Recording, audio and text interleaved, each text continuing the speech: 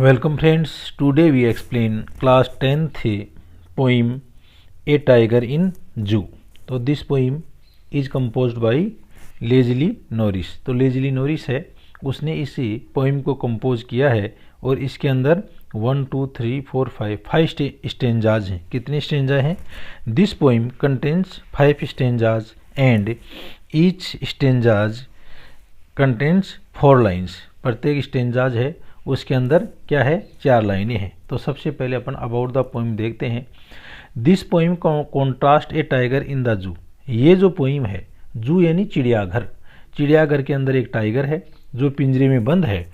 तो उसके लिए कॉन्ट्रास्ट यानी विपर्यास यानी विभेद करता है in its national habitat. Natural, natural यानी प्राकृतिक, हैबिटेट यानी आवास। इसका जो प्राकृतिक आवास है ना, एक तो उसके साथ में और एक जू यानी चिड़ियाघर में जो टाइगर है, उन दोनों आवासों के बीच में क्या कर रहा है? मतलब भिन्नताएं, कॉन्ट्रास्ट स्थापित कर रहा है। The poem moves from the zoo to the jungle. और ये जो पोइम है ये चलती है सबसे पहले तो कहाँ से? फ्रॉम जू टू द जंगल। जू यानी चिड़ियाघर से जंगल की ओर जाएगी and back again to the zoo, और वापस इसके अंदर जू यानी चिड़ियाघर का वर्णन ही आ जाएगा। Read the poem silently. इस पोइम को साइलेंटली वंस, एक बार चुपचाप पढ़ना है। एंड से, और कहो, which stanzas speak about the tiger in the zoo, कि इनमें से कौन कौन से काव्यांश हैं वो जू के बारे में बताते हैं। And which ones speak about the tiger in the jungle, और कौन कौन से स्टेंजाज हैं वो जंगल के बारे में बताते हैं। तो ये अपन को इस पोइम के अंदर मालूम चलेगा। तो अपन देखते हैं डियर व्यूअर्स कि जो फर्स्ट स्टेंजाज है वो किसके बारे में है? ये जू के अंदर जब टाइगर है तो उसके बारे में है। सेकंड और थर्ड है ये वाइल्ड के बारे में है या जंगल के बारे में है। और यहाँ पर थर्ड और फोर्थ हैं, ये भी किसके बारे, फोर्थ और फिफ्थ हैं, ये भी किसके बारे में है? ये भी जू के बारे में है। तो चलो अपन इसको शुरू करते हैं एट फर्स्ट। तो now start explanation. Stanza first. He stalks in the vivid stripes. He, तो ही किसके लिए प्रयोग हुआ है यहाँ पर? ये टाइगर के लिए प्रयोग हुआ है। तो जो टाइगर है उसके लिए ज़्यादातर अपन जानवरों के लिए इट का प्रयोग करते हैं। तो ही का प्रयोग होने के ऊपर जो टाइगर है उसका पर्सोनिफिकेशन या व्यक्तिकरण हो गया। ये कुछ पोइटिक डिवाइसेज होती हैं जिनका वर्णन कवि है वो पोइम को रोचक बनाने के लिए करता है। तो ही स्टाक्स, स्टाक्स यानी वाक से, इन हिज विविड से, स्ट्रिप से, अपनी विविड, तो यहाँ पर ये वर्णन कर रहा है ही स्टाक्स। स्टाक्स यानी मूविंग स्लोली, धीरे धीरे चल रहा है। He stalks in his vivid, vivid यानी चमकीला या ब्राइट, स्ट्राइप्स यानी धारियाँ। तो यहाँ पर जो टाइगर है उसका, उसके शरीर का वर्णन किया जा रहा है और वह कैसे चल रहा है। तो he stalks in his vivid stripes, वह अपनी चमकीली धारियों के शरीर के साथ में धीरे धीरे मूवमेंट कर रहा है। The few steps of his cage, क्योंकि टाइगर है वो एक पिंजरे के अंदर, केज यानी पिंजरे के अंदर कैद है, तो वहाँ पर द फ्यू स्टेप्स यानी धीरे धीरे वह कदम चाल चल रहा है। ऑफ हिज केज, अपने पिंजरे के अंदर। On pads of velvet quite, on pads, pads यानी उसके गद्दीदार जो पैर हैं, ऑफ वेलवेट वो जो मखमल की तरह के हैं, क्वाइट यानी बिल्कुल शांति के साथ में। तो जो टाइगर है वो अपने पिंजरे के अंदर, चिड़ियाघर के अंदर बहुत ही अपने चमकीले रंग के साथ में धीरे धीरे अपने मखमली जो पैर हैं उनसे चल रहा है। इन हिज क्वाइट रेज, और जो टाइगर है वो बिल्कुल क्वाइट है, शांत है, लेकिन उसके अंदर के मन के अंदर रेज यानी क्रोध है। यानी टाइगर है वो बहुत ज़्यादा क्रोधित है, लेकिन उसका क्रोध उसने अपने मन में ही दबा रखा है और वह बिल्कुल शांत है। क्वाइट यानी शांत।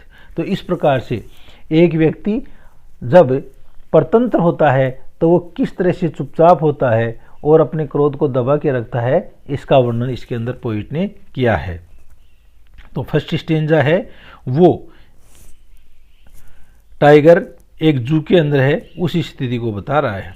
आगे देखो, अब यहाँ पर पोइट बता रहा है कि इसकी बजाय उस टाइगर को कैसे होना चाहिए था। He should be lurking, lurking यानी छिप करके शिकार की तलाश करना। इन शैडो, शैडो यानी छाया या अंधेरा, तो he should be lurking in Shadow, और इसकी बजाय जो टाइगर है उसको एक अंधेरे के अंदर या छांव वाली जगह है उसके अंदर छुप करके शिकार की तलाश करनी चाहिए। स्लाइडिंग थ्रो लॉन्ग ग्रास, और लंबी लंबी जो ग्रास है उसके अंदर धीरे धीरे फिसलता हुआ चले, किसके लिए, अपनी शिकार के लिए। Near the water hole, water hole है पानी का जलाशय, कहाँ पर ये स्थिति हो, एक पानी के जलाशय के पास में। वेहर, जहाँ पर प्लम्प, प्लम्प यानी मोटा ताज़ा, डियर यानी हिरण, पास यानी पासेज गुजरते हैं, यानी उस जगह से जो मोटे ताजे हिरण हैं उस जलाशय के पास में गुजरते हैं, और वहीं पर इस टाइगर को वहीं होना चाहिए था, और वहाँ पर एक छांव या अंधेरे के अंदर छुप करके अपनी शिकार की तलाश करनी चाहिए थी, और धीरे धीरे चल करके उस ग्रास के अंदर उस हिरण का शिकार करना चाहिए था। नेक्स्ट थर्ड स्टेंजा देखते हैं। He should be snarling, snarling यानी गुर्राना, around houses, around houses at the jungle's edge, edge यानी किनारा, जंगल के किनारे जो घर हैं, जंगल के किनारे जो बस्ती हैं जहाँ पर मानव रहता है, तो वहाँ पर उसको स्नेरलिंग यानी गुर्रा करके उन लोगों को जंगल के पास में है उन लोगों को डराना चाहिए था। तो ये स्थिति कहाँ की आ गई, जंगल की आ गई। बेरिंग, बेरिंग यानी showing, his white fangs, fangs नेश या दांत को बोलते हैं, और उसे वहाँ पर अपने जो दांत हैं, सफ़ेद दांत हैं, उनको दिखाना चाहिए था। हिज क्लाज, उसके पंजे को वहाँ पर दिखाना चाहिए था। टेरराइजिंग द विलेज, और वहाँ पर टेरराइजिंग, टेरराइजिंग यानी भय व्याप्त करना या आतंक फैलाना, द विलेज उस गांव के अंदर।